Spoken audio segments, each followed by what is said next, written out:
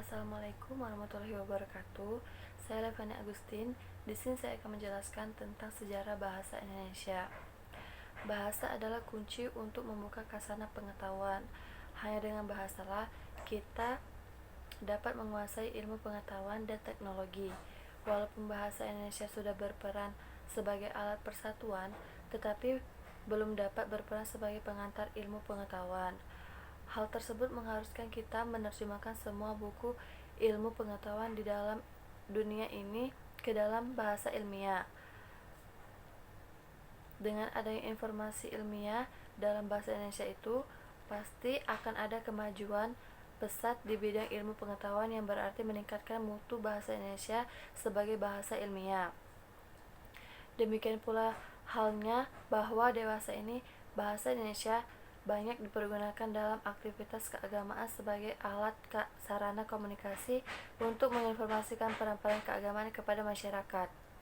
Hal tersebut sudah terjadi sejak negara maritim Sriwijaya yang beribu kota di Sumatera pernah menjadi pusat pengajian dan penyiaran agama Buddha.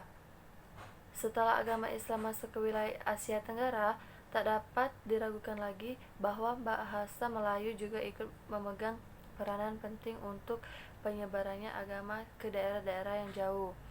Demikian pula dengan bahasa Portugis, bahasa Eropa yang pertama kali datang ke Indonesia. Dalam usaha perdagangan dan misinya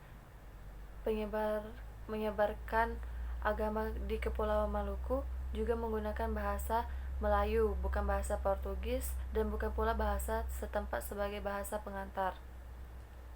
Atas dasar itu, kiranya tidak salah bila disimpulkan bahwa sudah sejak dulu bahasa Indonesia atau bahasa Melayu menjadi bahasa pengantar bagi penyebaran agama di wilayah Indonesia dan bahkan di wilayah Asia Tenggara. Pada bahasa Indonesia dapat disebutkan kegiatan keagamaan yang menggunakan bahasa Indonesia sebagai sarana komunikasi juga sudah ada sejak lama sekali. Adanya mantra-mantra yang dapat sampai sekarang masih dikenal orang menunjukkan bukti kegiatan itu. Para ahli berpendapat bahwa mantra-mantra itu sudah ada sejak sebelum agama Islam datang ke Indonesia, bahkan sebelum agama Hindu dan Buddha. Mantra-mantra itu diajarkan oleh guru-guru kepada murid, oleh generasi yang satu kepada generasi berikutnya. Kemudian tentu saja semuanya masih serba lisan sebab tulisan pada saat itu belum terkenal.